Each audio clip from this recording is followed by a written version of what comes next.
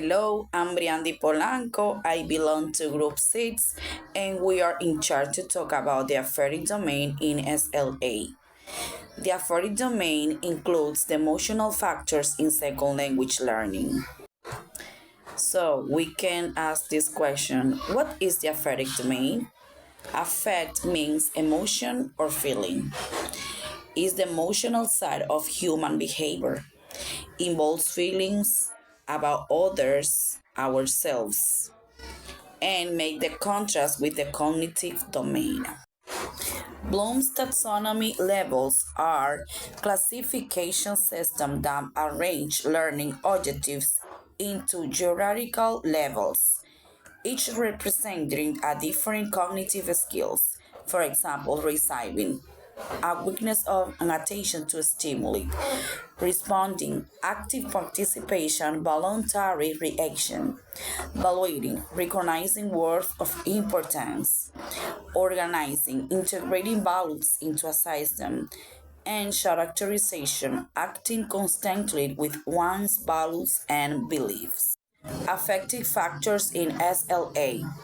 The affective factors in second language acquisitions are emotions or attitude that influence a learner's success, including motivation, anxiety, self-esteem, attitude, and inhibition. It was a popular topic in the 1970s, linked personality traits, as I was saying, emotional variables to SLA success, added an emotional dimension to cognitive theories. Researchers Giora Brown, Scober, Heated, and Ehrman. Self-esteem, the core factor.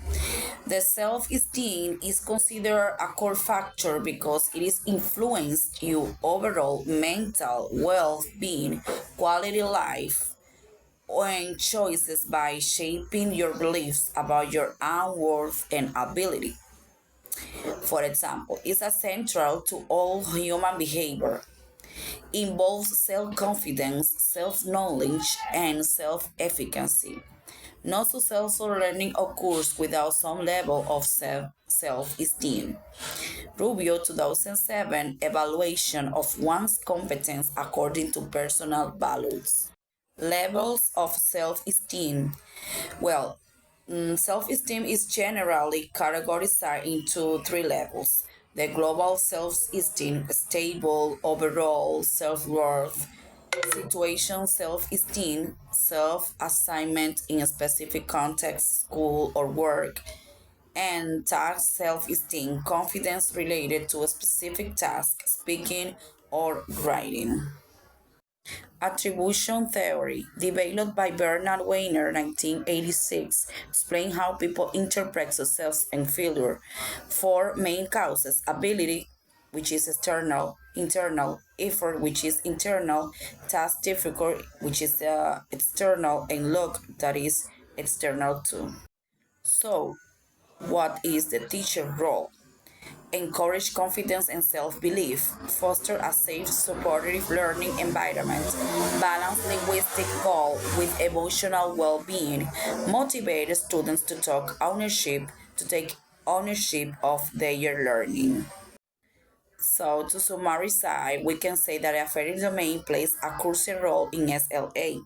Self-esteem attributions and self-efficacy strongly influence success. Emotions and cognition work together in language learning. Teachers can empower learners emotionally and intellectually. Thanks for watching. Hi, my name is Dorca and I'm going to explain about willingness to communicate, inhibition, and risk taking. Willingness to communicate is defined as underlying continuing representing the position toward or away from communication, given the choice, or more simple, put the intention to initiate communication given a choice. Inhibition. A young child born with no concept of self gradually learns to identify a self that is distinct from others. is not the same. And then in stage of awareness, responding and valuing constructs a self-identity.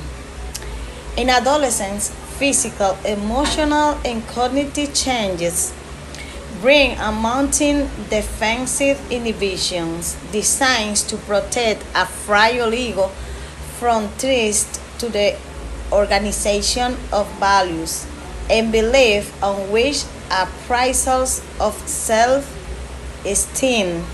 have been founded. Self-esteem maintains stronger walls of inhibition to protect what is self-perceived to be weak or fragile ego or a lack of self-efficacy. Risk taking.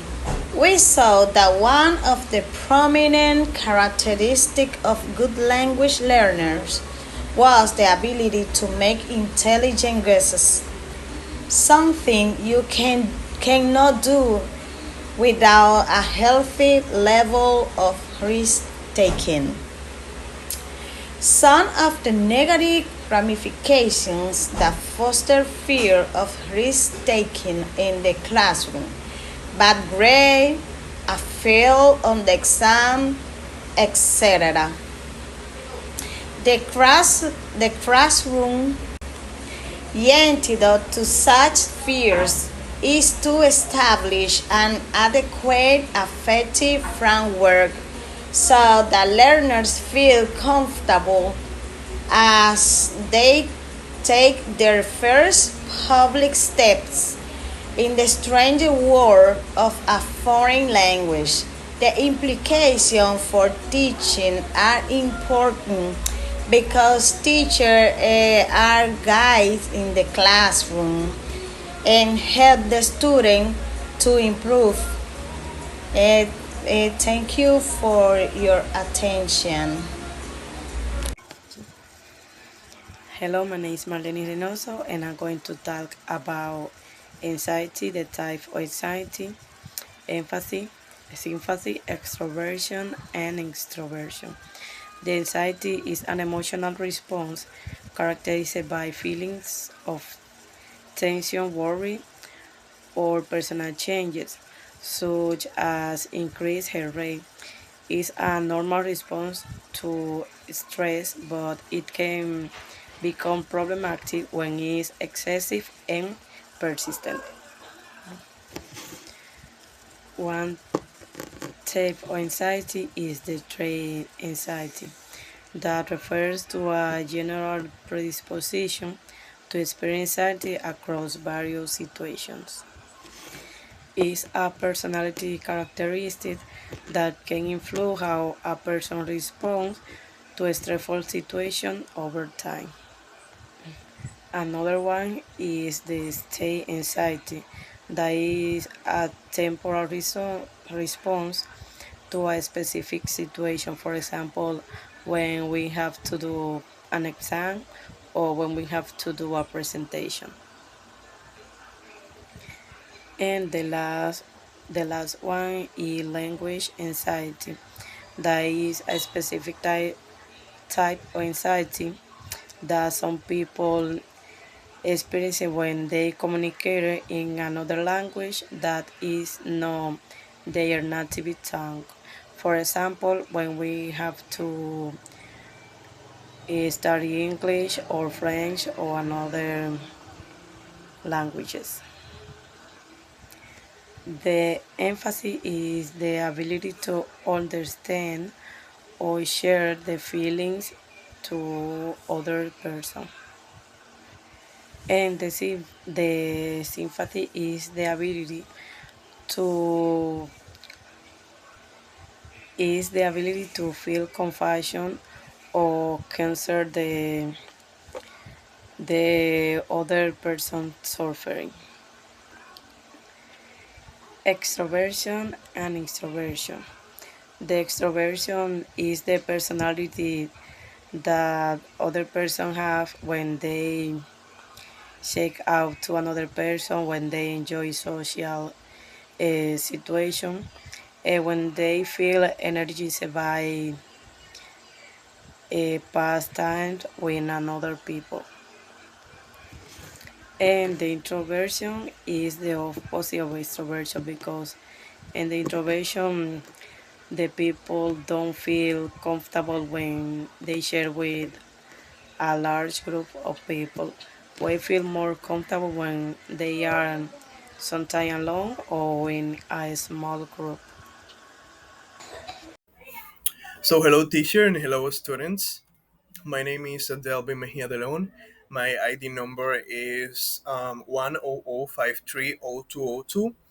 I'm from group number 6, and today I'm going to be talking about personality type and motivation. So we can know about personality type. We have to, know what it is, right?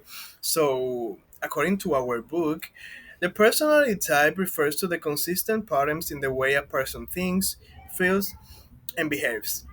These patterns influence how we interact with others, how we solve problems, and how we learn. Understanding personality types helps explain individual differences and why people approach situations in unique ways. So, Myers Briggs Type Indicator, or MBTI. Well, the MBTI is a widely used personality test developed by Isabel Briggs Myers and Catherine Cooks Briggs, based on Carl Jung's theory of psychological types. It classifies people into 16 personality types using four main categories. These categories are extroversion, introversion, sensing, intuition, thinking, feeling, and judging, perceiving. The test is popular in school, workplaces, and teams to improve self understanding and group interaction. So, when we're talking about extroversion and introversion, in extroversion, the energy from people and actions, sociable and expressive. On the other hand, the introversion energy from reflection prefer fewer but deeper relationships. In sensing versus intuition, the sensing focus on facts, details, and practical reality. On the other hand, the intuition mainly focus on ideas, possibilities, and big picture thinking. Now, the thinking versus feeling, when we're talking about thinking, the decisions by logic and analysis, and feeling, the decisions are by values and empathy. Judging versus perceiving, the judging prefer order, structure, and deadlines, and perceiving prefers flexibility, spontaneity, and keeping options open. Now, assets and liabilities. Each type has strengths and weaknesses. Example, extroverts are good at socializing but may depend too much on others. Introverts are focused but may avoid risks. It's really, interesting because I describe myself as a really introvert human being, but sometimes I am really, really like extrovert. So I'm a mix of both of them. So in the MBTI and language learning, extroverts use social strategies and sensors use memory and practice. Thinkers use planning and also analysis. In conclusion, basically the MBTI is not a perfect tool, but it helps people reflect on differences in personality. Teachers and learners can use it to understand strengths, challenges, and to adapt strategies.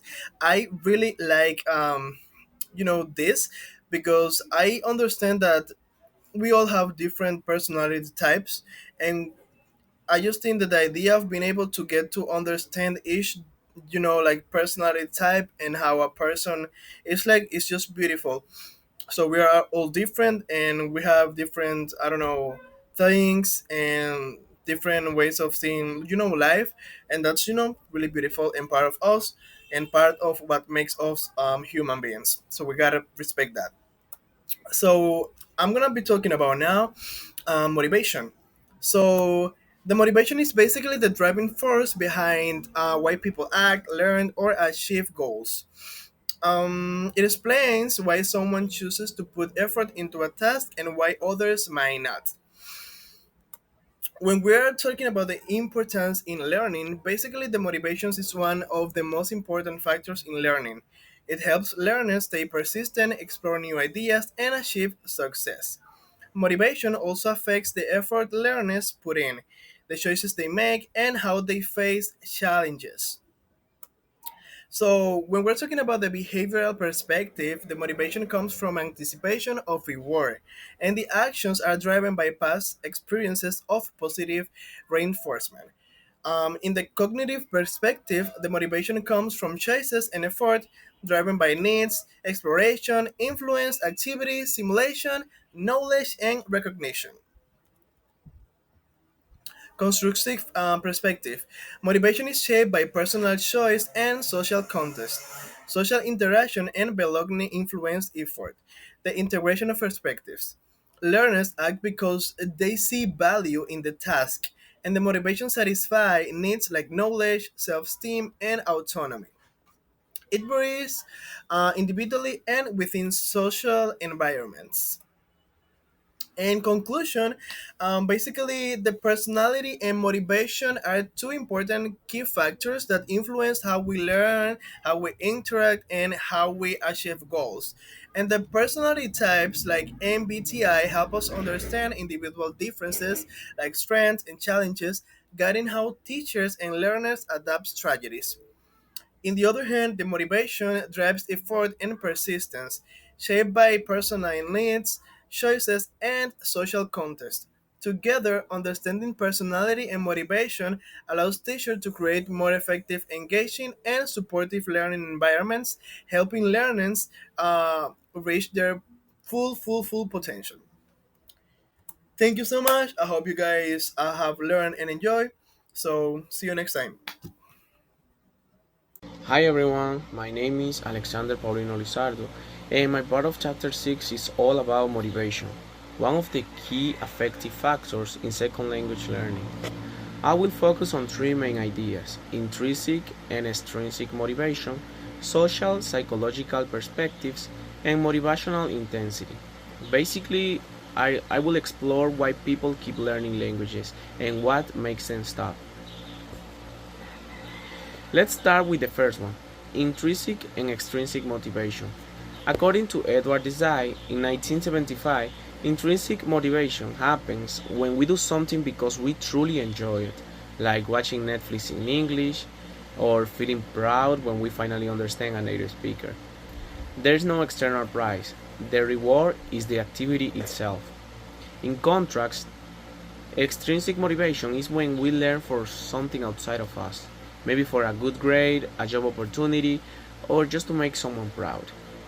Now both are useful, but Maslow in 1970 believed that intrinsic motivation is stronger because it connects you to your deepest needs: curiosity, creativity, and self fulfillment.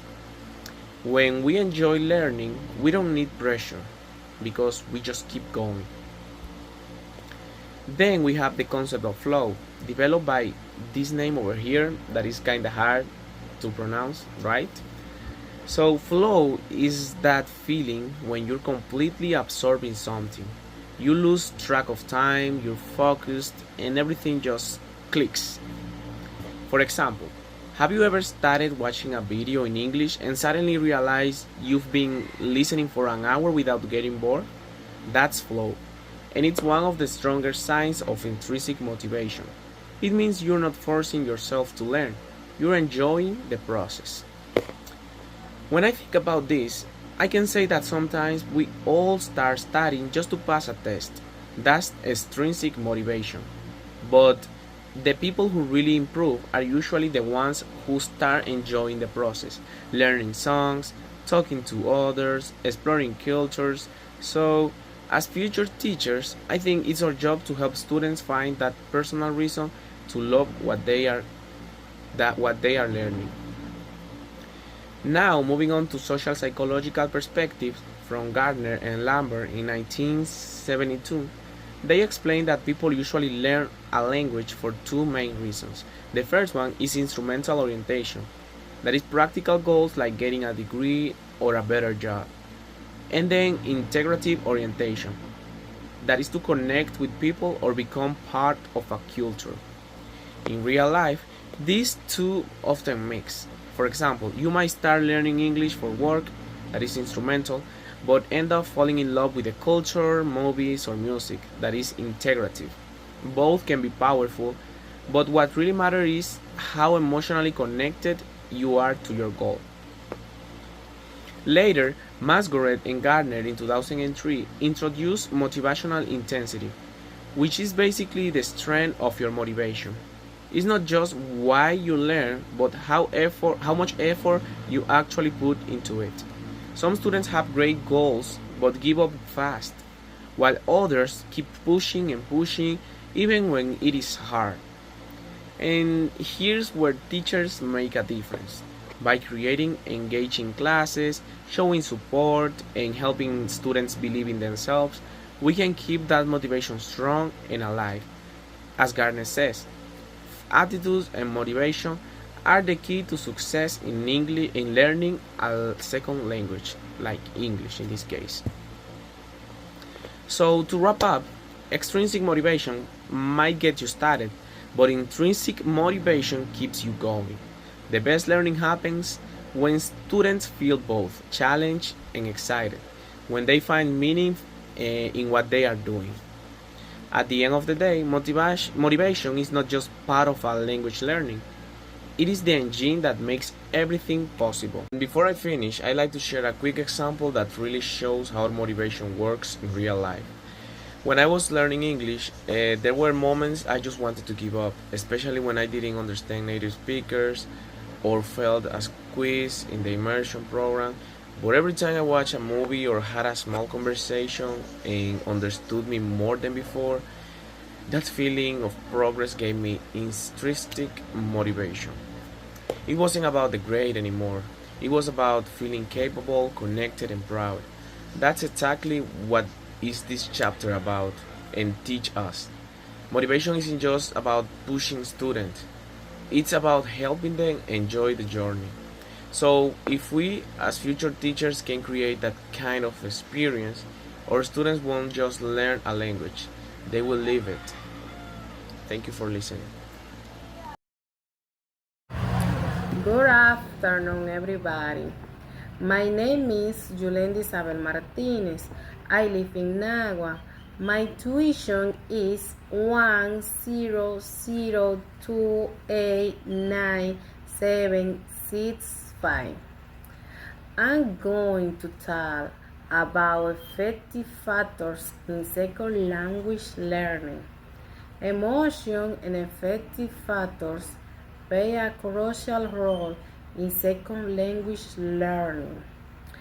It's impossible to teach or learn effectively without considering aspects such as motivation, anxiety, self-esteem, and self-efficacy, which directly influence success or failure in the classroom. One of the most important effective factors is motivation, which can be intrinsic or extrinsic. Let's understanding intrinsic motivation and extrinsic motivation. Intrinsic motivation comes from the pleasure of learning in self curiosity, personal satisfaction, or interest. Extrinsic motivation in the classroom, teachers recognize that extrinsic factors such as exam or school policies are not bad, but should be with strategies that promote genuine interest. Example, during textbook intercreative group activities, or using self-evaluation on portfolios to build internal motivation.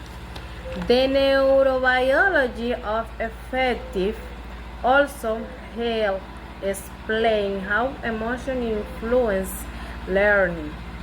Research by John Schumann showed that the amygdala, a part of the brain, evaluates whether a stimulus is positive or draining. If a task creative, fear, or anxious. The brain perceives is a negative, which block earning. On the other hand, positive experiences stimulate motivation and memory. Every brain is different. There is no single right way to teach a language. Social psychological perspective or language learn are twofold: instrumental and interrogative. Instrumental when the language is learned for practical purposes, a career or studies. Interactive when the learner wants to become part of the target language culture.